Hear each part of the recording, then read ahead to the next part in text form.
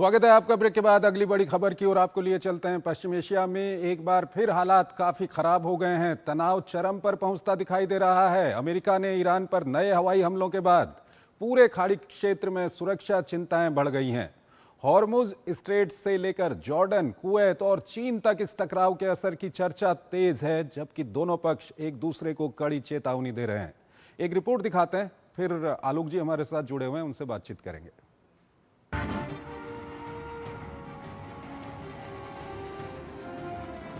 गोली, मिसाइल, धमाके और धमकियां। पश्चिम एशिया का आसमान एक बार फिर युद्ध के बादलों से घिर गया है। कई दिनों बाद अमेरिका ने फिर ईरान पर मिसाइलें बरसाकर अपना इरादा जाहिर कर दिया है कि युद्ध रुका नहीं था, सिर्फ बातचीत की मेज पर लाने के लिए विराम दिया गया था।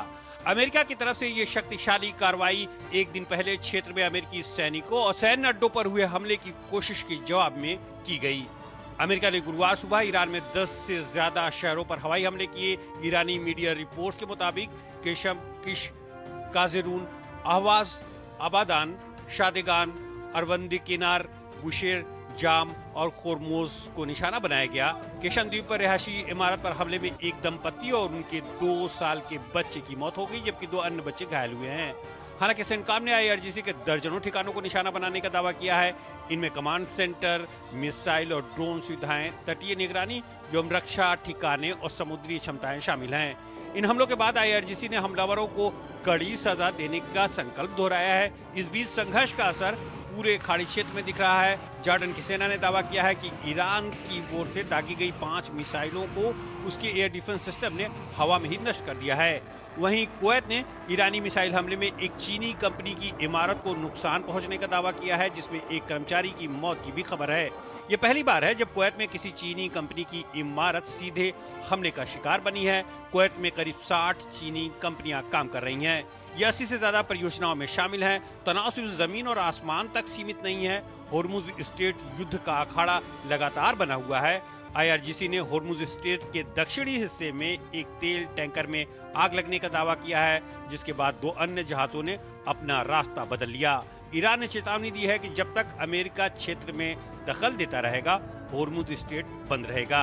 इस बीच इजराइल के प्रधानमंत्री ने कहा है कि अगर ऊर्जा आपूर्ति के वैकल्पिक रास्ते तैयार कर लिए जाते हैं तो स्ट्रेट ऑफ हॉर्मुज की रणनीतिक अहमियत कम हो जाएगी।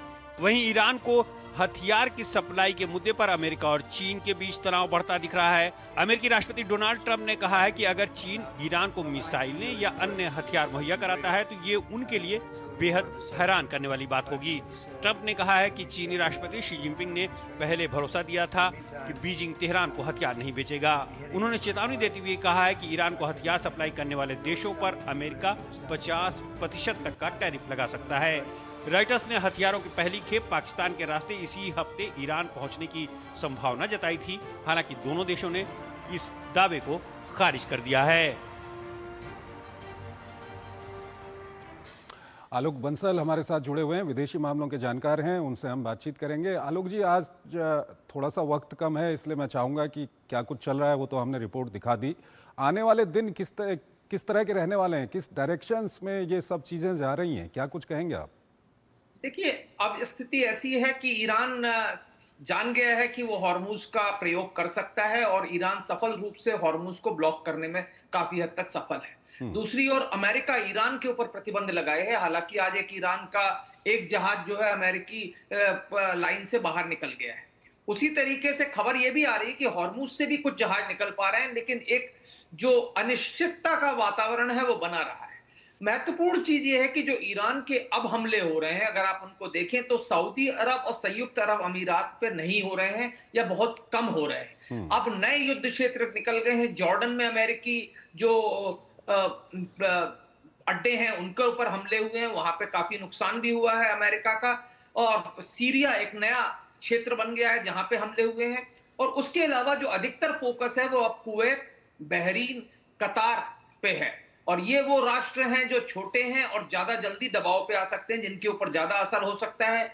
महत्वपूर्ण बात यह है कि जो अभी कहा गया कि एक चीनी कंपनी की एक इमारत पे हमला हुआ, पर यह हो सकता है कि ये कुछ ऐसा हो कि जो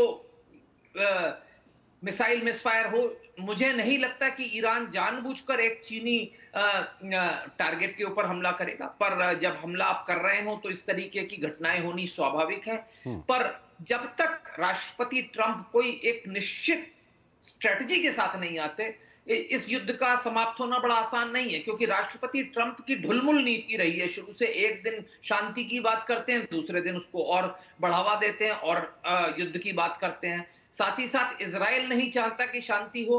इजराइल के जो प्रधानमंत्री का जो वक्तव्य है, वो कह रहे हैं कि ऑल्टरनेट रूट्स बन सकते हैं, पर उनके बनने में बहुत समय लगेगा। जब तक इस विश्व में ऊर्जा का एक संकट पैदा हो सकता है, और विशेषकर ऐसे राष्ट्र जैसे भारत हैं जो कि बड़ी बिल्कुल बिल्कुल आलोक जी, हालात काफ़ी ख़राब हैं और ईरान भी कहीं ना कहीं हॉर्मुज़ को पूरी तरह से खोलने के लिए तैयार नहीं है। वो कभी वहाँ टोल लगाने की बात करता है, कभी कुछ अन्य बातें करता है, तो हालात काफ़ी इस वक्त ख़राब हैं। आलोक जी, बहुत बहुत शुक्रिया आपका हमारे इस कार्यक्रम में जुड़ने के लिए और दोनों ही महत्वपूर्ण विषयों पर अपना महत्वपूर्ण विश्लेषण हमारे दर्शकों के साथ साझा करने के लिए।